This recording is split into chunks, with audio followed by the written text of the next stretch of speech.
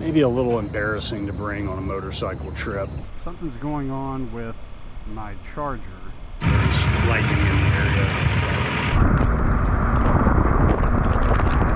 That may be my first time to stay at a Motel 6. I'll get back out and ride in the rain.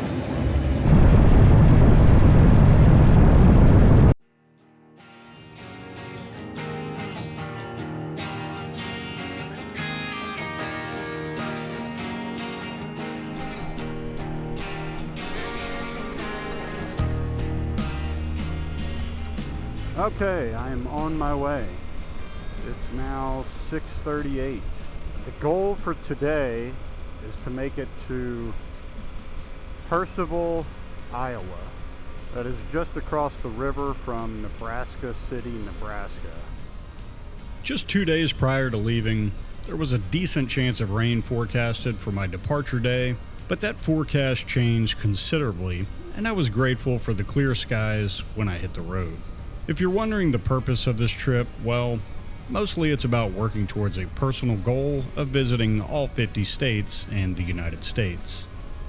Of the 48 contiguous states, there were 4 that I had not visited: Iowa, North Dakota, Minnesota, and Wisconsin. By the end of this trip, I will check off all 4 of those states.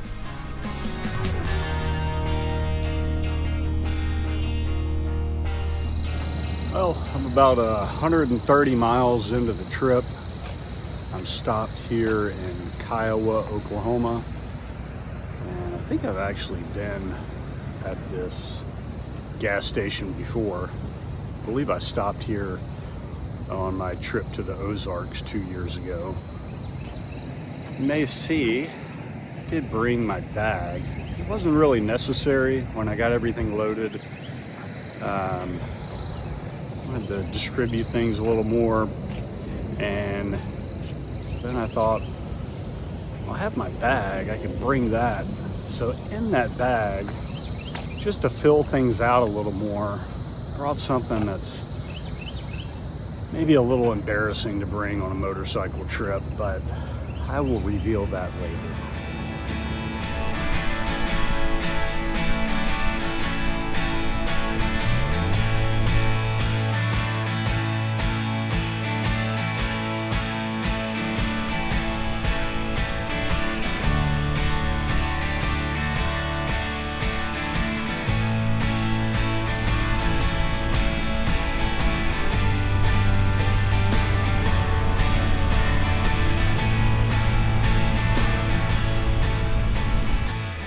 Well, I just stopped in Okmulgee, Oklahoma.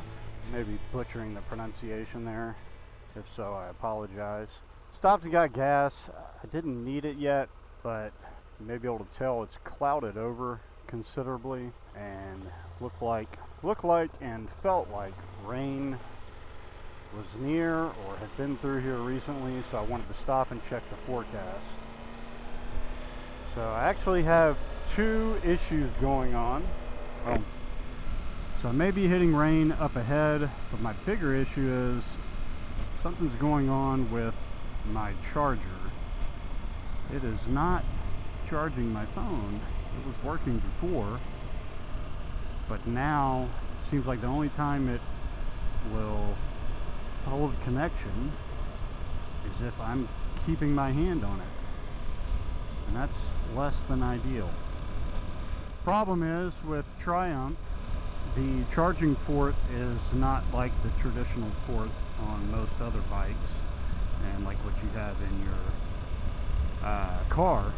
So I can't just, I looked online to see if I could find a replacement in a store, and no luck.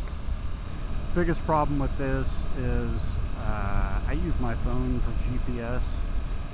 You know, I can just remember stuff if I need to. I'm just not great at remembering things, so to remember directions, we'll see. But I'll make do one way or another.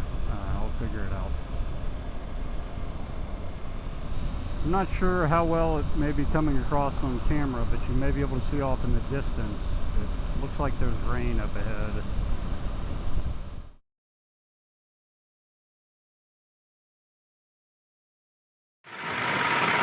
entirely sure where I'm stopped at. Somewhere, I think about 20 miles south of Tulsa. You can tell it's already starting to rain, or it is raining. But the bigger issue is there's lightning in the area. I'm under as you can see, under a sheltered area for gas. I'm just getting my rain gear, checking everything out. Check my forecast before I get back on the road. Hopefully it gets better. Hey, how you doing? I'm doing lovely. We were just admiring the bike. I mean, the weather sucks, but we were admiring the bike, so we were like, I want to go look at it. While putting on rain gear, these two gentlemen approached, and I had a nice short conversation with them. But it distracted me enough that I did not secure the cover over my rain jacket zipper, which you can see here.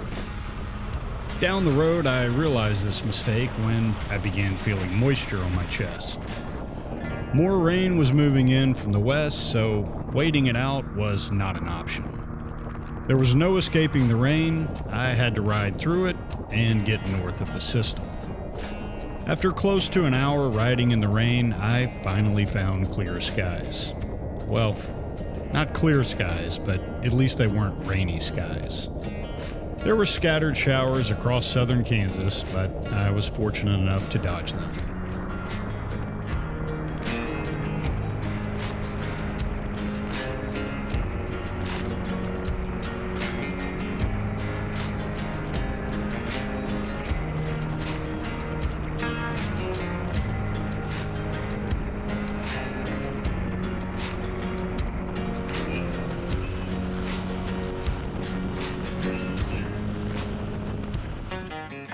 Oh boy, this rest area made me oh so happy.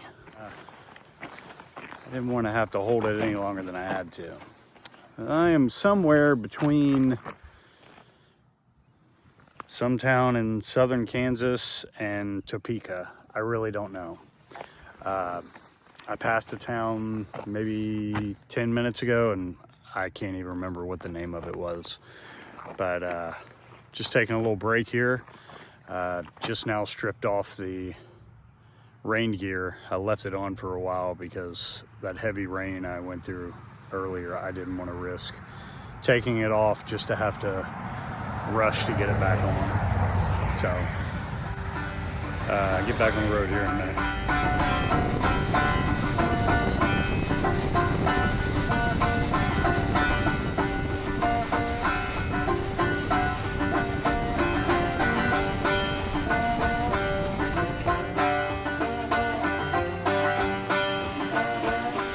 By the time I reached Topeka, it was 88 degrees and still no rain, which I very much appreciated.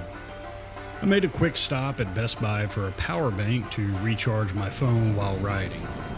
Online research during riding breaks confirmed what I already suspected. I wouldn't find a heliplug in any store. My understanding is that the heliplug is quite common in Europe and other parts of the world, but here in the States, you'll run across a heliplug about as often as you'll find someone using the metric system. I'd have to wait until the next day to see if my power bank idea would be sufficient, but at least having a potential solution made me feel better. From that point, I began thinking about my dinner plans for that night, which I actually decided on months earlier.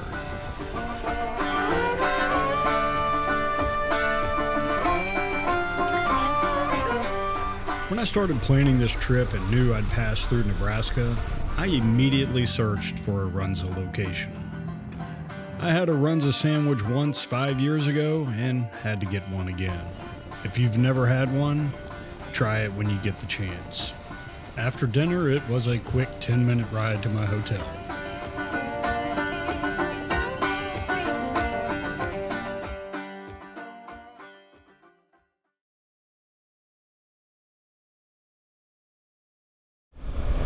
Finally on the way. It's, as you can see, it's 8:06. Maybe you can see that. I've actually been awake since before 6, but trying to get everything situated. And if I'm being honest, I was slow moving this morning. Total I did, if I remember correctly, it was 582 miles yesterday.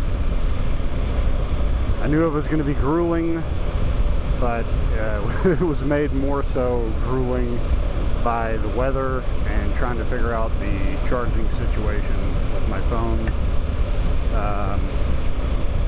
Ultimately, my solution is not the best. I got this battery pack and I taped it to my handlebars and I'm charging that way. We'll see how that works. It can't be any worse than what I'm experiencing with the plug. I spent the night last night at a Motel 6 in, I think it's pronounced Percival, Iowa, and it was okay. That may be my first time to stay at a Motel 6, but it was no frills, but yeah, it was good enough for me. And I apologize, I didn't record anything once I got to the hotel. I was just really beat at that point, wanted to unload, shower, and get everything organized for today.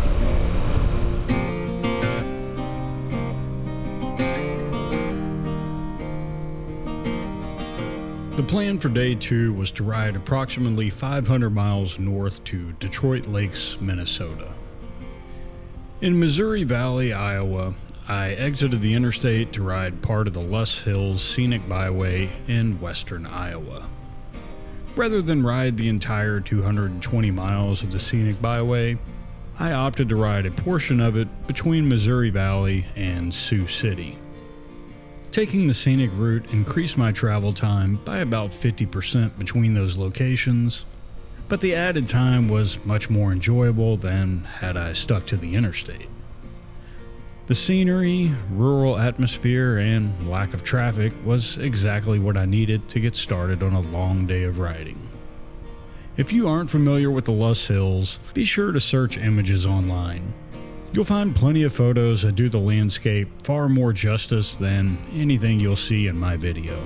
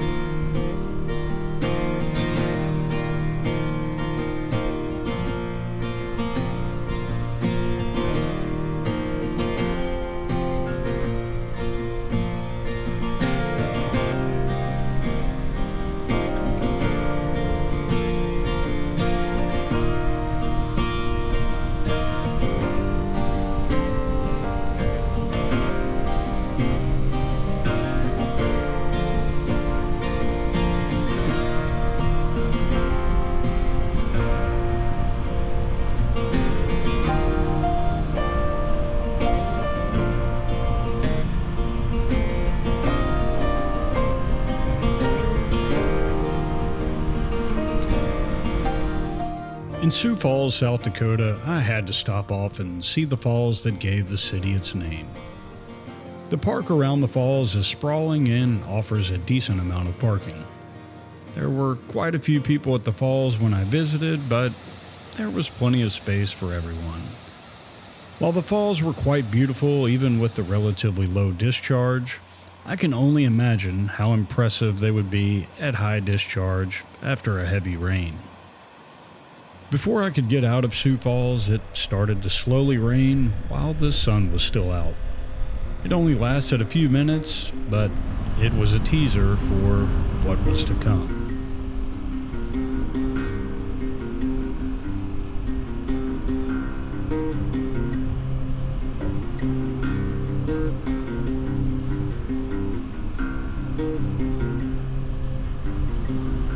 I checked the weather radar before leaving Sioux Falls and realized it was highly unlikely I would get out of South Dakota without riding through rain.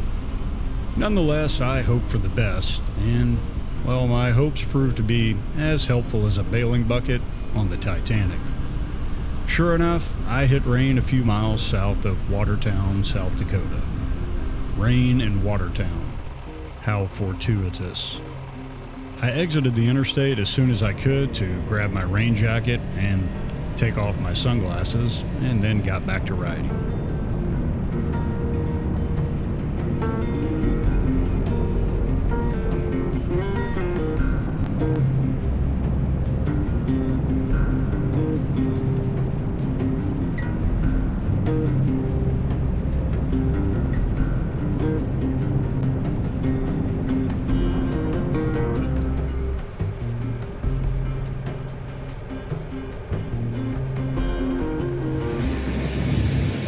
So, the current status is I'm in Summit, South Dakota, and you can probably tell it's raining.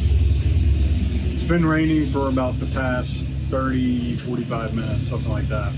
I stopped off to get gas and grab a snack. So I'm snacking right now under a tiny little shelter out of the way of everybody. So as soon as I finish my snack, I'll get back out and ride in the rain. This is the face of a fool. Riding in the rain is one thing, but intentionally setting out to ride in poor visibility when it's not necessary is an entirely different thing. A heavy fog moved into the area while I was stopped at the gas station. As you can see, visibility was quite poor when I departed, yet I convinced myself it would clear up just down the road, despite not having any evidence showing that was likely. I could blame it on my impatience, I could blame it on my aversion to the growing crowd at the gas station, I could blame it on my stubborn insistence to adhere to an arbitrary schedule I constructed in my head. I can think of plenty of excuses, but really, when you cut through all of that, it was just plain stupid. There was no good reason to put myself in this situation, and once on the interstate, there was no choice but to press on. The next exit wasn't for another 8 miles, and I certainly wasn't going to stop on the shoulder of the interstate in these conditions. In addition to the fog and the atmosphere, I couldn't get my glasses to unfog, and in trying to clear them, I got rain on my glasses, which made my vision even worse. When I finally reached the next exit, visibility was so poor that I didn't see the exit ramp until it was too late. In total, it was about 15 miles of the worst visibility that I've ever ridden in. The moral to this story is, don't be stubborn, don't be impatient, and most importantly, don't be stupid. This was an entirely unnecessary risk, and to tell you the truth, I'm embarrassed of my poor decision. I can't adequately describe the feeling of relief when the fog finally started to clear.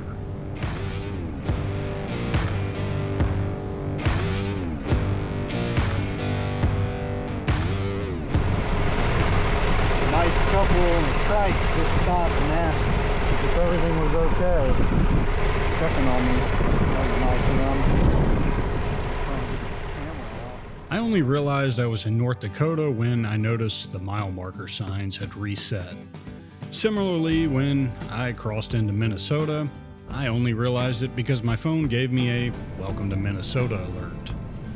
For some reason, I imagined the Red River to be larger. Instead, when I crossed it, I thought it was just a large creek. After several miles riding past farmland, I soon began seeing lake after lake after lake. After all, Minnesota is known as the land of 10,000 lakes.